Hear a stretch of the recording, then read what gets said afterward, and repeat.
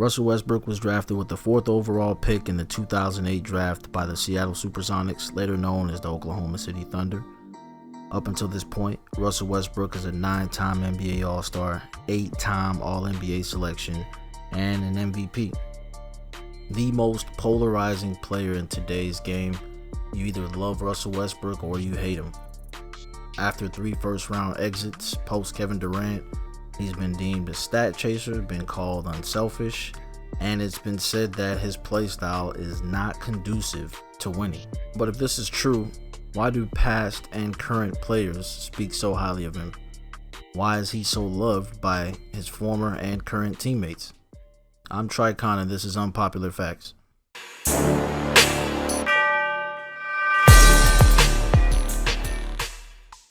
Before we get started, go ahead and hit the like and subscribe button. Only takes 2 seconds and it helps out more than you may know.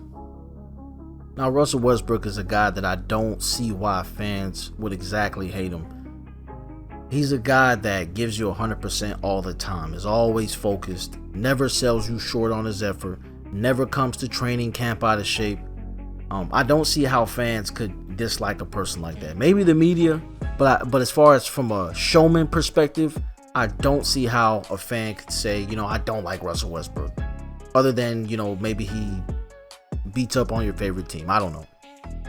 It's also worth noting that Russell Westbrook and Derrick Rose are the 2 most athletic point guards of the history of the NBA. Derrick Rose, after his MVP season, tore his ACL the next year, and injuries have riddled him for his entire career.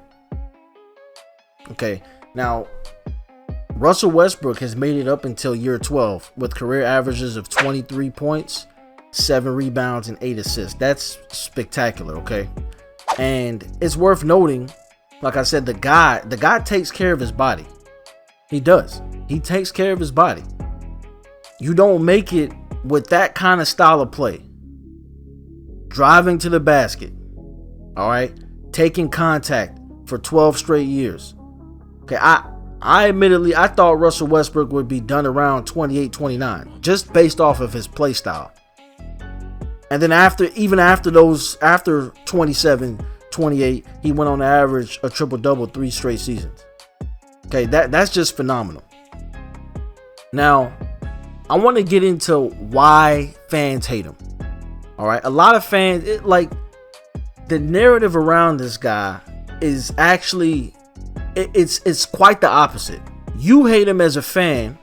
If you do, you hate him as a fan because of the media.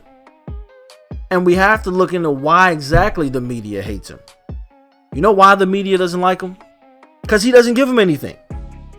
Kevin Durant is emotional on the microphone. He's going to tell you what's going on. He's going to give you hints. He's going to throw hissy fits in front of the media.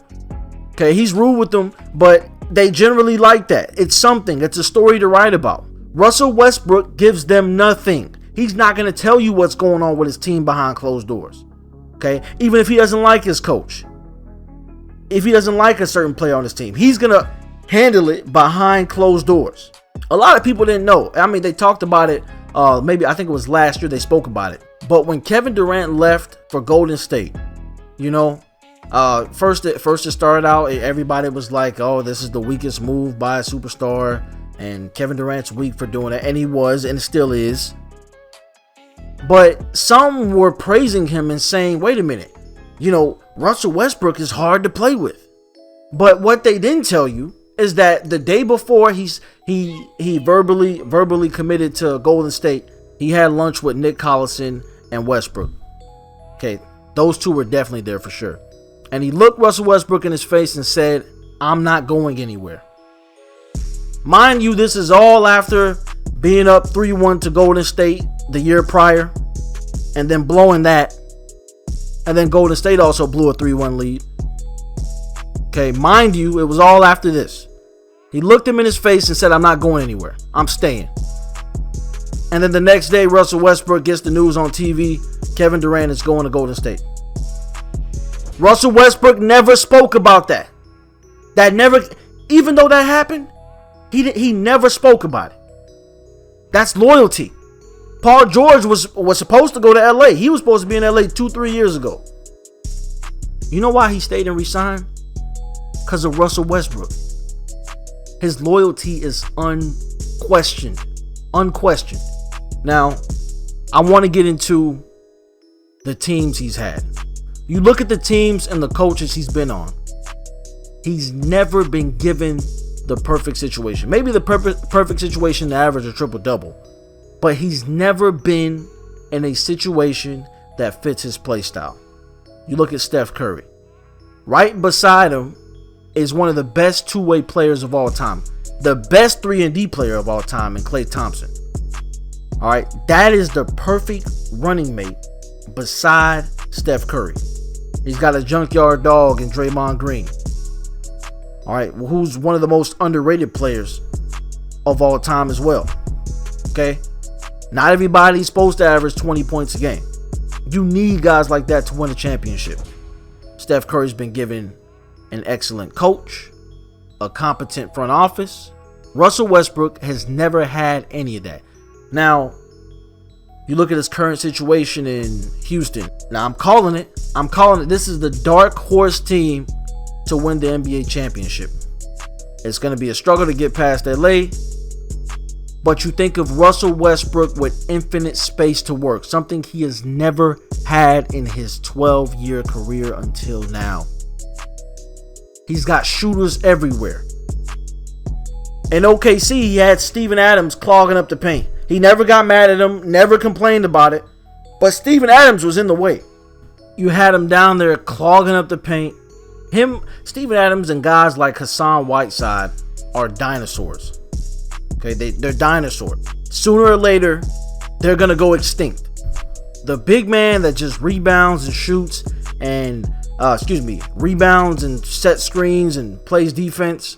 All right, now they're on the floor still. They're still there because of their defensive capabilities. But sooner or later, that's going to go extinct in this league. The Warriors realized that ahead of time. Draymond Green logged the most minutes at the 5 in those championship runs. Now, they brought in a big body like Zaza Pachulia, Kevon Looney every now and then to guard bigs. But for the most part, in those runs, it was Draymond at the 5. Russell Westbrook has never had that. A competent coach. He had a good front office. I'm not going to say a good front office. I'm going to say their front office is good at identifying talent. Not good at keeping it, obviously. You had 3 former players who were MVPs. So, they're maybe good at scouting talent, but as far as nurturing that talent, placing the right players around that talent, not so much so. Imagine a guy like Russell Westbrook with infinite space. Imagine if that was the case. He had freaking Andre Roberson on the wing, for crying out loud. Steph Curry has Klay Thompson, one of the best shooters of all time. Russell Westbrook is given Andre Roberson. Andre Roberson. You see, Damian Lillard has CJ McCollum, one of the better shooters in the league. Okay, so he's never been given that ideal situation, a situation where he can thrive in, but yet he shuts the hell up and still goes out there and play. I thought we liked that. You only don't like him because the media doesn't like him, and the media is gonna paint whatever narrative they want to paint. If he doesn't give him a fair interview or doesn't maybe speak to a reporter, that reporter is going to get in their feelings, get online, get on a blog, and post something negative about Westbrook. All right, and then they're going to get together collectively and basically paint a narrative, an untrue narrative. Now, if you want to talk about the Utah series or the Portland series, fine. But don't forget, he had non-shooters beside him. Donovan Mitchell has a ideal situation there in Utah, okay? They're building a team around him. They don't have any superstars, but they're building a competent team around him. Russell Westbrook's never been given that luxury. If you're going to battle, Russell Westbrook is a guy that you want beside you. You never have a guy like that where you don't have to question their loyalty. They're going 100% all the time, riding for you. That's who you want on your corner. You don't want Kevin Durant in your corner. Because when you start losing, He's going to consider going to the other side. He will go to the other side. There's a history of it. So please stop letting the media corrupt your brain. Stop letting the media brainwash you. You only dislike him because of the media. Because Colin Cowherd and what's the fat guy with that? Jason Whitlock don't like him. That's why you don't like Russell Westbrook. Because you're supposed to like loyalty. You're supposed to like a guy that gives 100%. That never gives up. That never turns his back on his friends. That's what you're supposed to love, right? We got to stop it. We have to stop it. Here we have a guy that's never let us down in terms of his effort. Don't most of us like Michael Jordan? Well, Michael Jordan said the player who most reminds him of himself is Russell Westbrook. Made him the face of the Jordan brand. 10-year contract. All right, that's not a coincidence here. All right, he didn't just do that for any reason. He did it for a reason. Because Russell Westbrook represents everything Jordan stood for. Everything that the Jordan brand stands for. Relentlessness. Never giving up. Hard charging. Focused. 100%. We have to stop the Russell Westbrook hate. The three years in a row averaging the triple-double. Like I said, some of those rebound numbers are inflated. But now he's on Houston and he's still at 8 a game.